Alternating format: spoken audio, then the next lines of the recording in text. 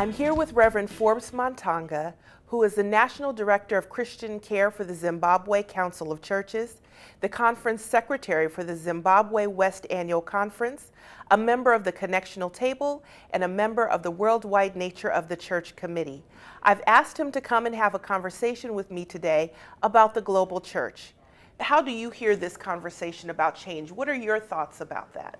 The need for creating a vital congregation is a universal need, particularly when it comes to mainline churches like our United Methodist, because there is a very strong, movement that is coming for Pentecostals, that are challenging the way we do things, and they think we are a bit cool. And definitely it is attracting a lot of younger generations. So there is no question, there is no doubt that we require the vitalization of our congregations. But I think where we have problems is the approach on how we get to do that. We are of the opinion that the call to action, unfortunately, has taken a bottom, an up-bottom approach rather than a bottom-up approach. This is something that is coming from the Council of Bishops rather than from the grassroots.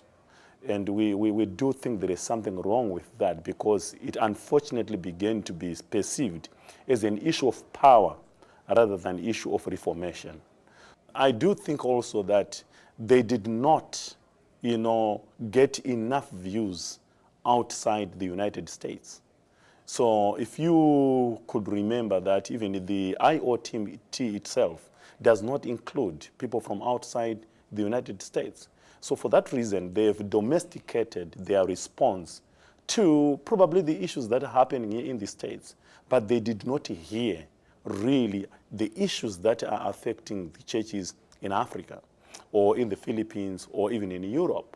So for that reason, it is a bit defective that, we might go ahead and do it, but, sooner rather than later, we need something to respond to the challenges of the United Methodist outside the United States. So those are the major concerns that I have with the call to action at this present moment.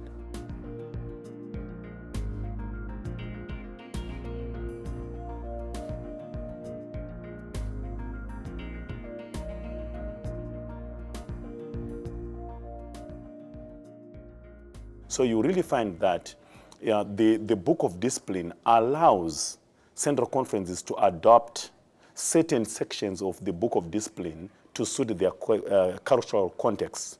But nobody has really pinpointed which sections are going to be adapted and those that are not going to be adapted. So for that reason, people do as they wish.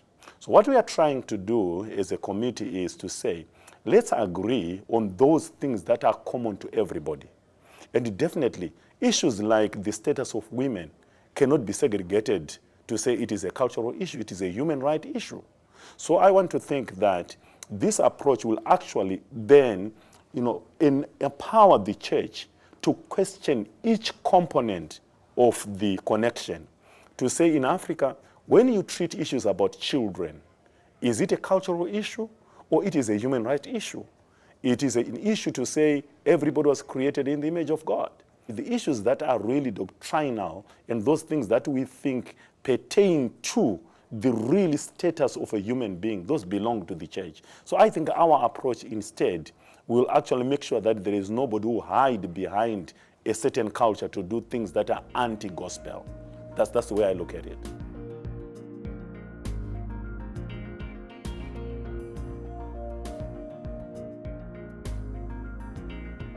When we talk of church reform from at least the African perspective, we are saying we inherited a structure that was designed for a white missionary working in Africa.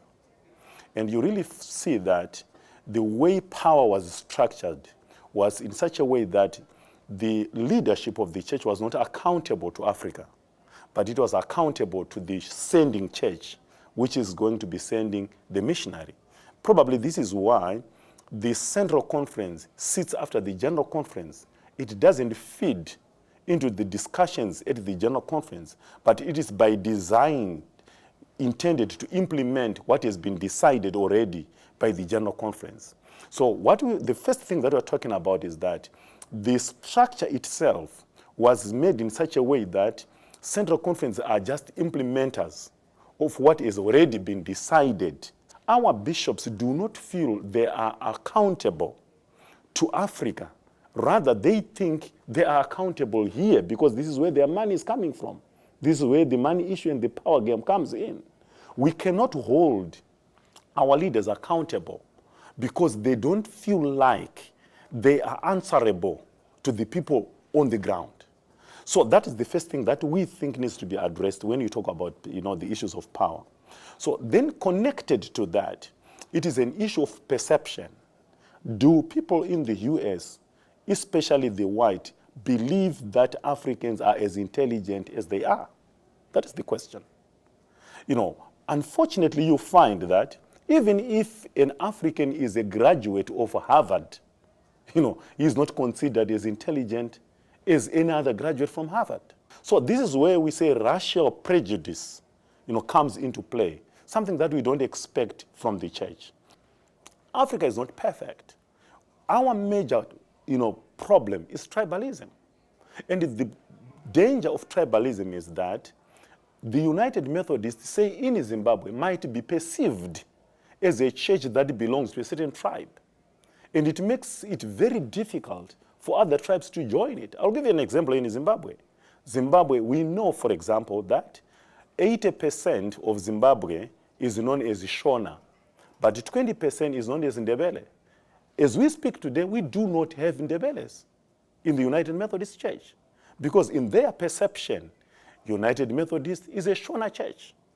But we have not been making attempts to address that. We go and start churches in the area where Ndebeles are, but we are following Shona speakers in Matabeleland, you see. So we have never deliberately said, but we are children of God. The Bible says people from all languages, people of all tribes are in Revelation. They are seen in heaven. So how do we continue to be church without accommodating other tribes? If a bishop is coming from a certain tribe, there is a tendency in Africa that he promotes that tribal grouping. And when another bishop comes in, he tries to promote his own tribe rather than to promote the gospel and the people of God as equals before God. So that issue is very important, and I think it is the church that is better positioned to deal with those issues. So here you may talk of racism, yes, but really tribalism in Africa is a very, very live sin that the church needs to address.